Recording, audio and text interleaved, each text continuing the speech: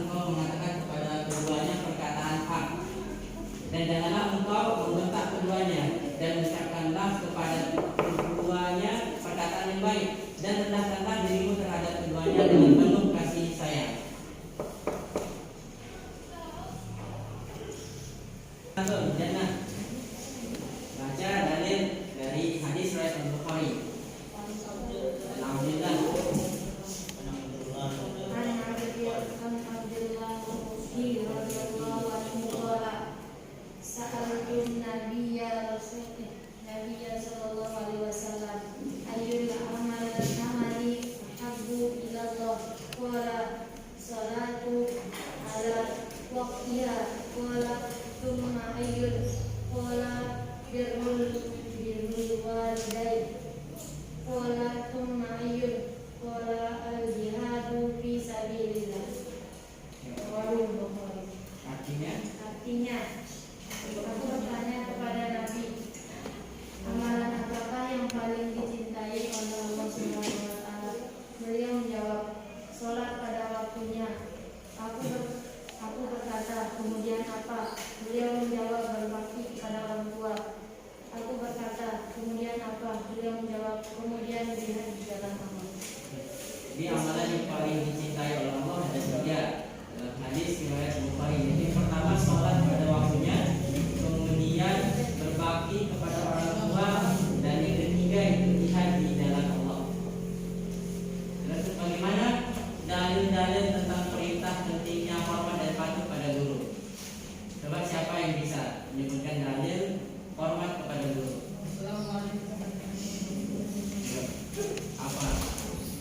Kira-kira dalilnya?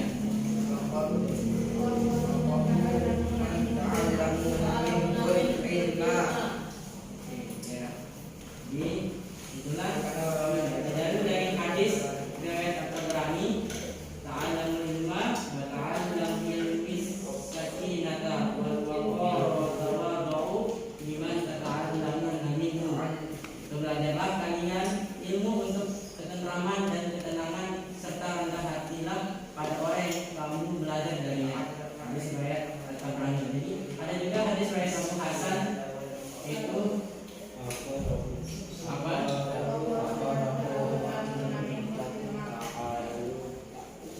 Minhu. Jadi muliakanlah orang yang kamu belajar. Itulah dalil-dalil menghormati orang tua dan guru.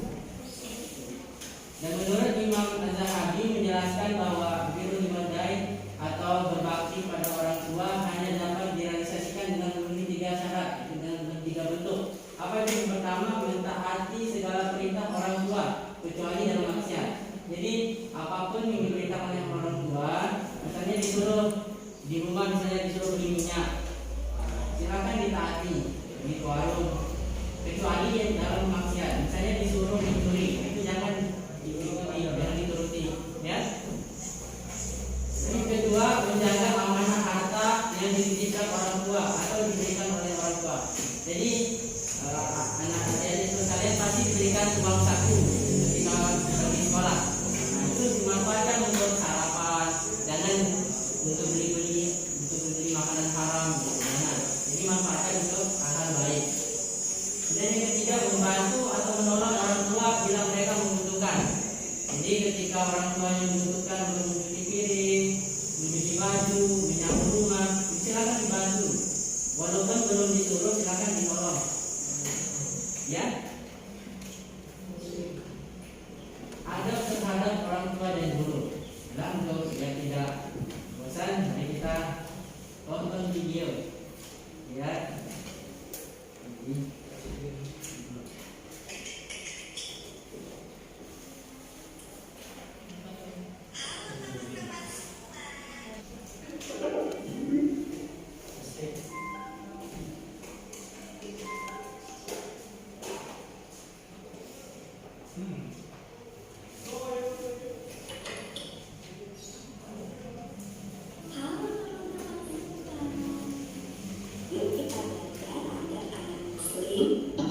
Orang tua dan guru.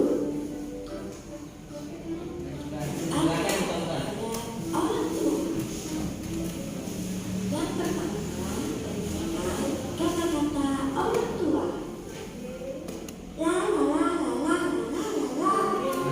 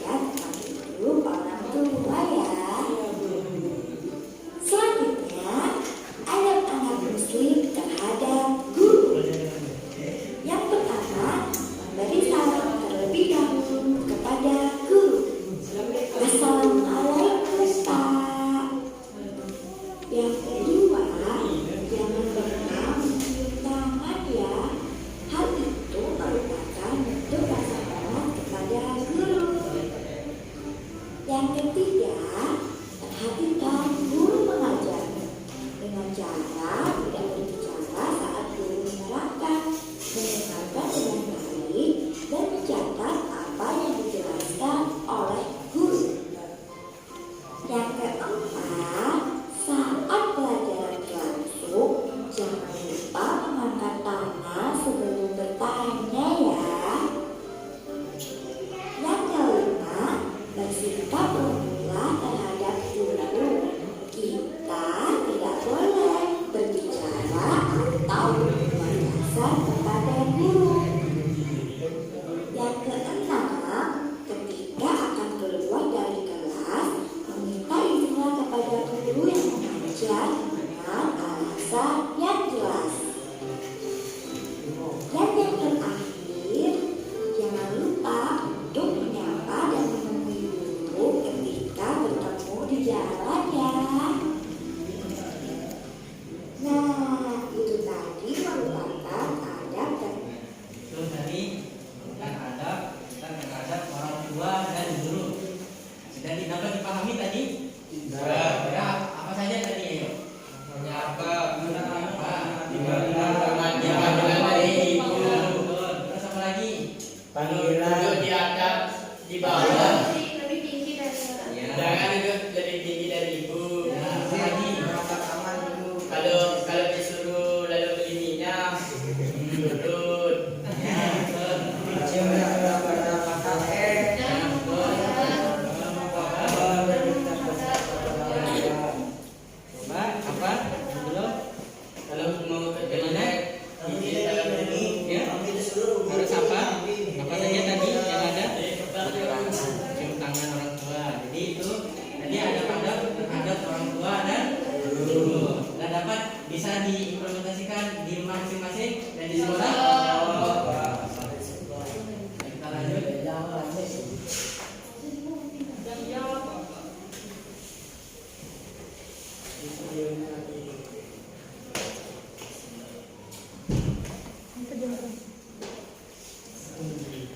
Orang tua dapat menghilangkan kesulitan yang sedang dialami, yaitu dengan cara bertawasul dengan amal soleh tersebut.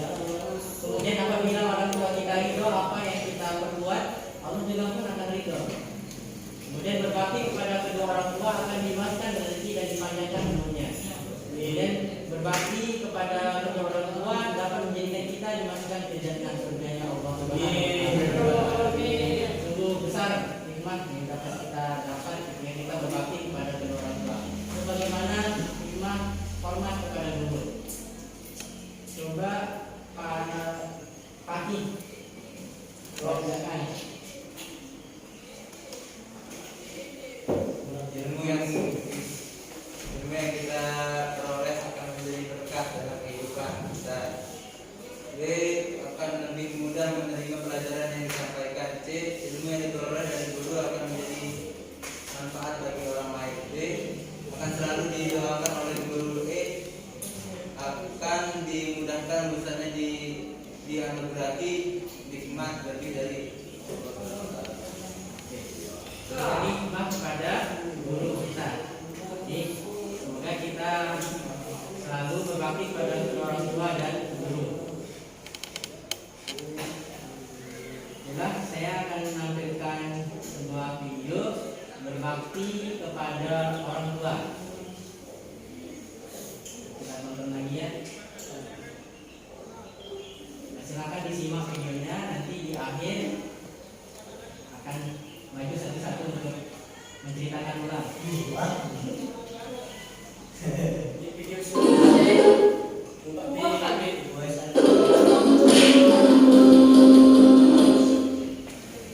Kisah Uwais Al-Qarni, pemuda yang terkenal di langit.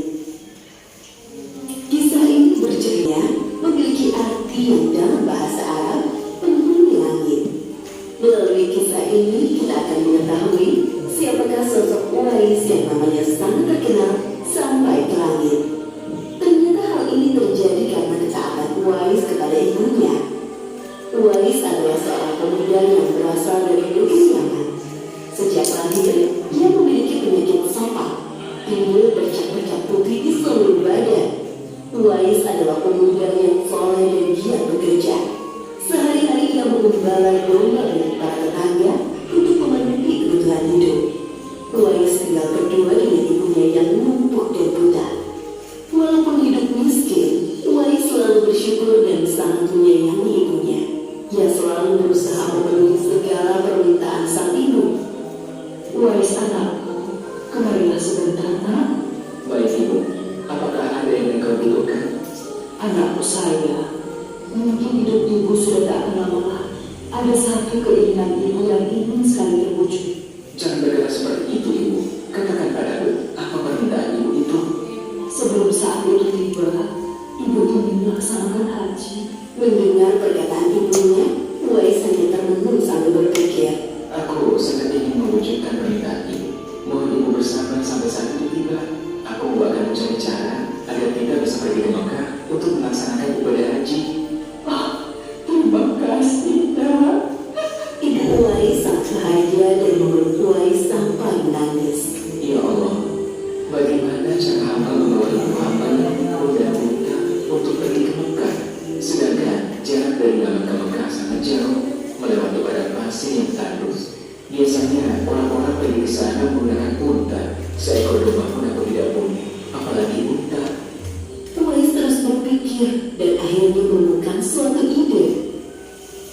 Keesokan harinya, Uwais menemui pemilik domba dan membeli satu ekor domba untuk dipelihara. Namun uangnya hanya cukup untuk membeli satu ekor anak domba yang kecil. Setiap hari Uwais menggendong anak domba itu naik turun bukit. Orang-orang yang lewat tertawa melihat tingkah Uwais. Hei, coba lihat Uwais itu. Apa yang dilakukannya dengan anak domba itu? Dasar orang aneh. Uwais gila, Uwais sudah gila. Uwais tidak mendengarkan cemoohan dari orang-orang. Saat ini yang ada di pikirannya adalah ibunya. 8 tahun berlalu dan tibalah pada musim haji. Anak domba Uwais semakin bertambah besar. Beratnya mencapai 100 kg. Begitu pula dengan Uwais. Badannya semakin kekar dan bertenaga. Berkat latihan setiap hari, beban berat yang dipikunya tidak terasa lagi. Sekarang semua orang tahu bahwa apa yang dilakukan Uwais adalah bentuk pengorbanannya kepada sang ibu.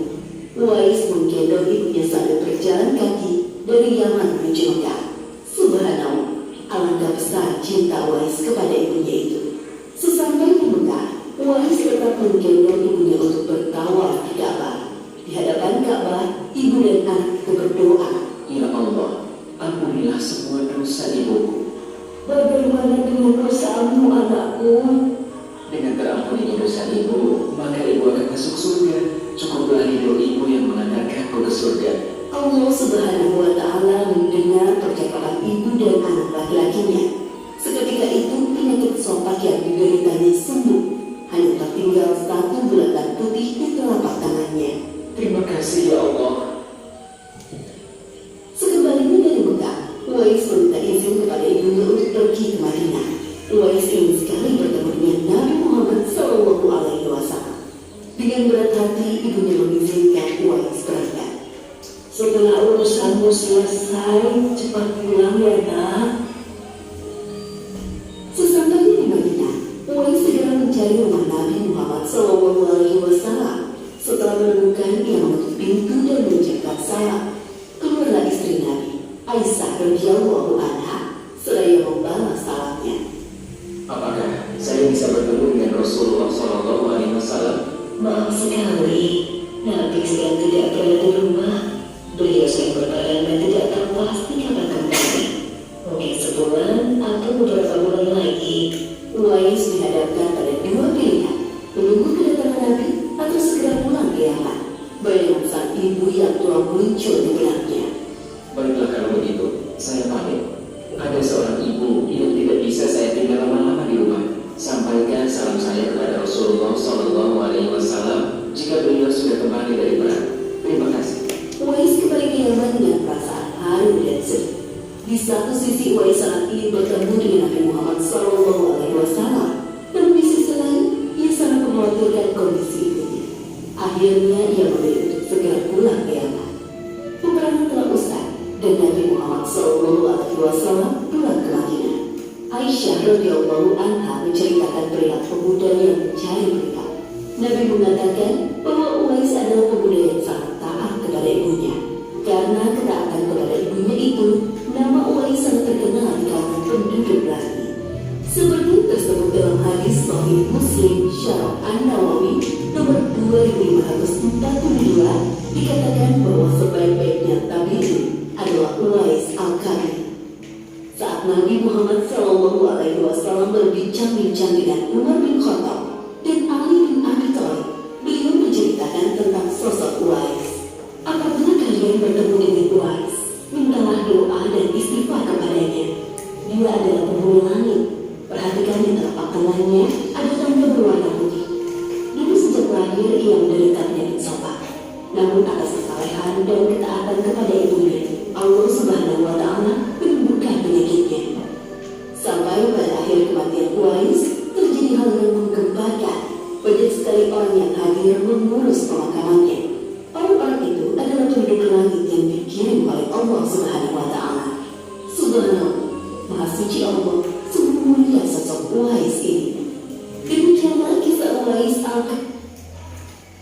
Itulah kisah Uwais Al-Qarni ya. Siapa tadi? Uwais Al-Qarni. Siapa Uwais Al-Qarni itu? penghuni langit. Penghuni langit. Seorang pengembala ya, termasuk penghuni langit juga termasuk. Jadi, ada pertanyaan sampai di sini? Ada pertanyaan? Ya? Ada yang mau bertanya sampai materi ini? Ada? Ada yang mau bertanya? Kalau memang tidak ada yang mau bertanya, maka silakan maju menceritakan video tentang kisah. Ayo, siapa yang mau? Siapa? Kita sebut saja. Yang mana tidak Yusrinatul Jannah. Coba maju. Maju aja. Ayo. Yusrinatul Jannah.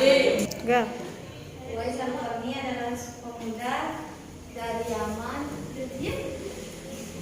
yang taat dan sangat berbakti kepada ibunya. Dia adalah pengembala yang mengembalai tetangga-tetangganya menghidupi kebutuhannya sehari-hari. Terus satu hari ibunya meminta satu permintaan sebelum dia meninggal, yaitu dia ingin berhaji, tapi Uwais bilang dia akan memenuhinya, tapi tunggu saatnya tiba. Uwais kebingungan bagaimana caranya karena tidak memiliki unta ataupun domba. Akhirnya dia membeli satu anak domba karena tidak mencukupi uangnya. Dia beli anak domba. Terus dia latih dirinya dengan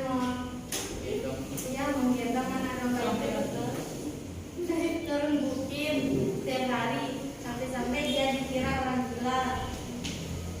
Terus saat waktu itu tiba, dia menggendong ibunya dari Yaman sampai ke Mekah, dan dia mentawaki ibunya dari sini. Terus dia berdoa, dia mendoai ibunya supaya mengampuni dosa ibunya, supaya diampuni dosanya dan masuk surga. Terus ibunya bilang, mengapa kamu tidak mendoakan diri sendiri, karena jika kau masuk surga maka ridhomulah yang mengantarkanku ke surga. Sepulangnya dari berhaji, dia minta izin kepada ibunya untuk pergi ke Madinah, yaitu rumah Rasulullah. Sampainya di rumah Rasulullah, dia bertanya kepada istrinya, yaitu Aisyah radhiyallahu anha.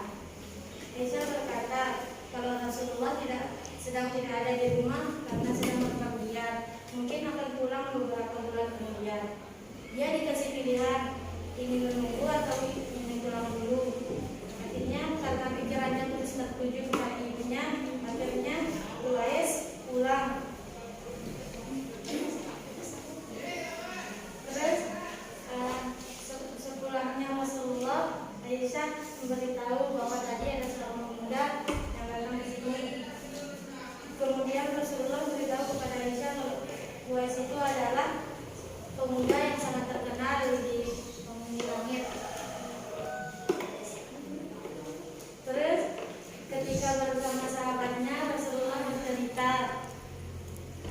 kalian bertemu dengan Uwais, maka beristighfarlah dan meminta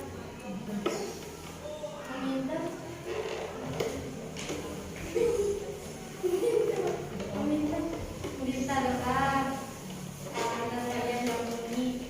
Sesungguhnya dia adalah pemuda yang sangat terkenal di langit. Ketika meninggal Uwais Al-Qarni, pemakamannya banyak penghuni langit, bukan manusia yang hadir, melainkan penghuni langit. Itu sekian assalamualaikum. Waalaikumsalam warahmatullahi wabarakatuh. Coba yang tidur bangun. Yang tidur bangun. Apa namanya? Aryadi, bangun. Sekolah. Apa materi kita hari ini? Jadi harus hormat pada gurunya juga ya. Jangan tidur dulu. Nanti di rumah ya. Itu tadi temannya yang bernama Yusrinatul Jannah telah menceritakan ulang kisah Uwais Al-Qarni tadi.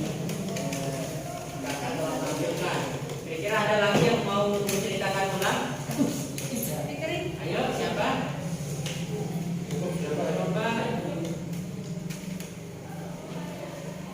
Muhammad Azhar. Coba maju. Ceritakan ulang tentang Uwais Al-Qarni itu. Apa nih bergitar? Ayo, silakan. Silakan.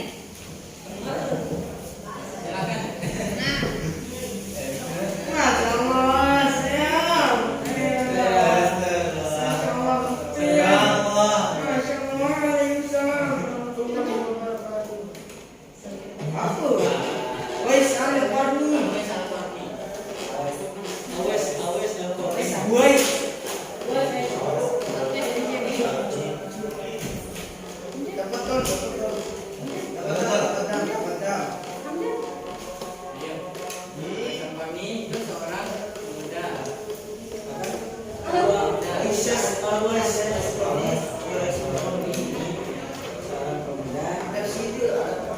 Ada kamera lagi nih biar Dari langit.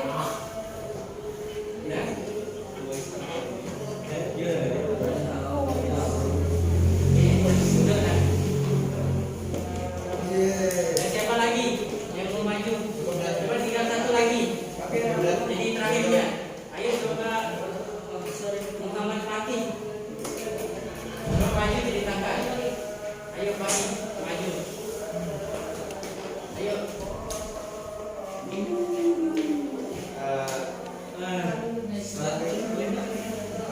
Waalaikumsalam warahmatullahi wabarakatuh. Waalaikumsalam warahmatullahi wabarakatuh. Saya akan menceritakan orang terkenal di langit. Dulu dia mengembala taruh kambing orang. Terus dia pulang ke rumah, ada ibunya dia mau pergi haji. Habis itu dia pergi haji. Dia beli domba satu, kecil bersahabat-sahabat sampai besar. Terus udah angkat dari besar, dia angkat ibunya ke Mekah. Terus dia berdoa di sana disembuhin penyakitnya. Terus udah itu pulang ke rumah, dia cari Nabi Muhammad SAW. Terus dia ketemu sama istri Aisyah. Terus katanya nggak ada, disuruh tunggu atau pulang nanti saya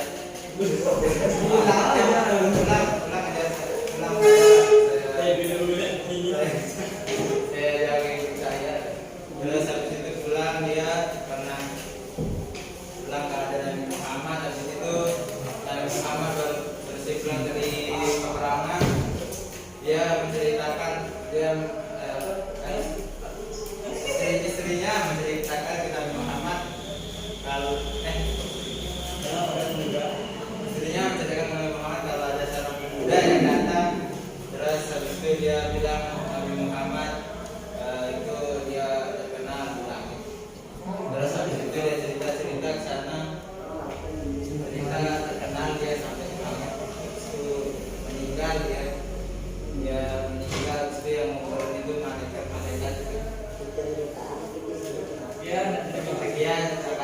Nah,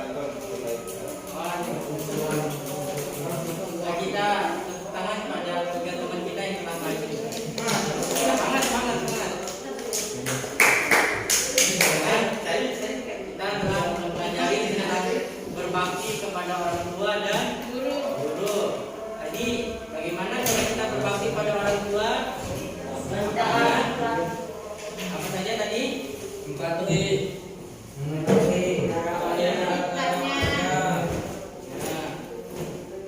Patuhi orang tua ya. Terus kalau guru bagaimana dia cara menghormati guru coba? Ketika guru menjelaskan. Oke, coba kita aplikasikan bagaimana kita hormat kepada guru. Coba. Pertama duduk disiplin. Duduk yang rapi coba. Silakan duduk yang rapi. Bagaimana caranya duduk yang rapi? Coba tunjukkan bagaimana duduk yang rapi itu. Duduk yang rapi tidak tidur. Bangun nanti tidur. Lagi sakit. Duduk yang rapi coba. Ya. Kaki.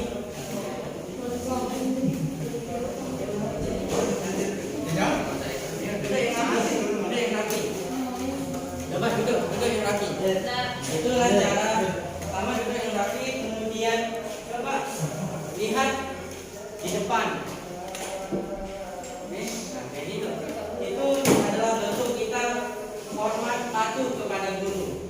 Nanti di rumah silakan diaplikasikan, dilakukan bagaimana kita bersikap kepada orang tuanya. Nanti ketika pulang silakan salaman sama orang tuanya. Bu, saya telah pulang.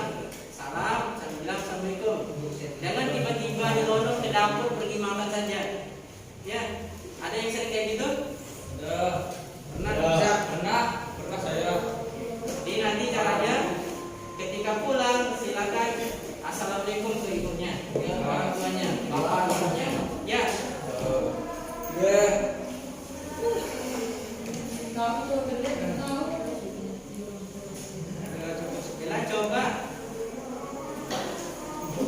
Coba ini Rizkia Agisna Putri. Coba buat kesimpulan apa yang telah kita pelajari tadi.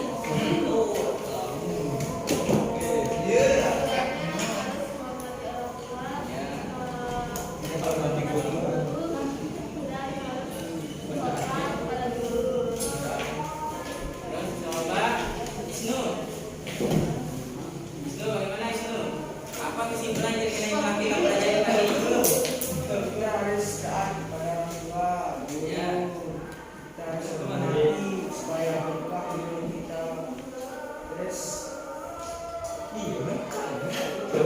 Oke. Coba Sahid, apa kesimpulan yang kita dapat hari ini? Taati orang tua. Ya. Bantah. Oke, aja.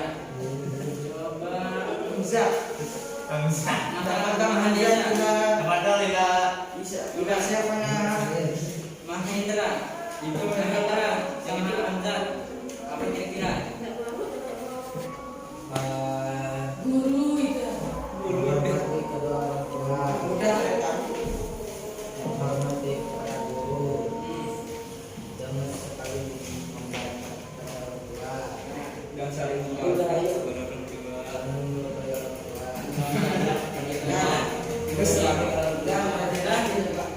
Adik-adikku sekalian, jadi menghormati orang tua dan guru itu sangat ditekankan dalam Islam. Banyak ayat yang di dalam Al-Quran yang menyatakan bahwa segenap mukmin harus berbuat baik dan menghormati orang tua dan guru.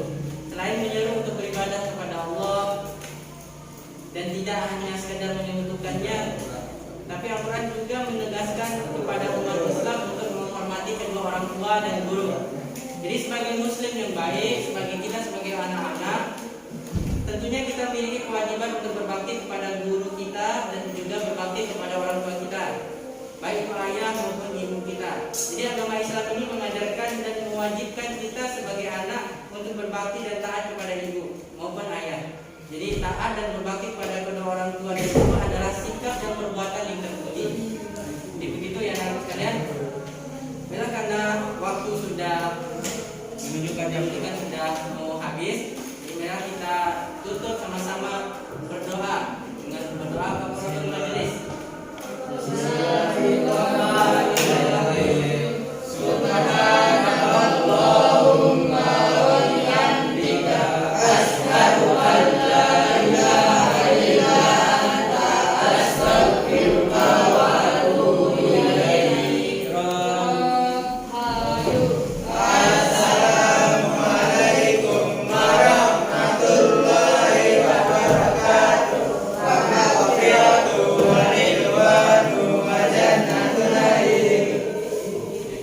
Amin.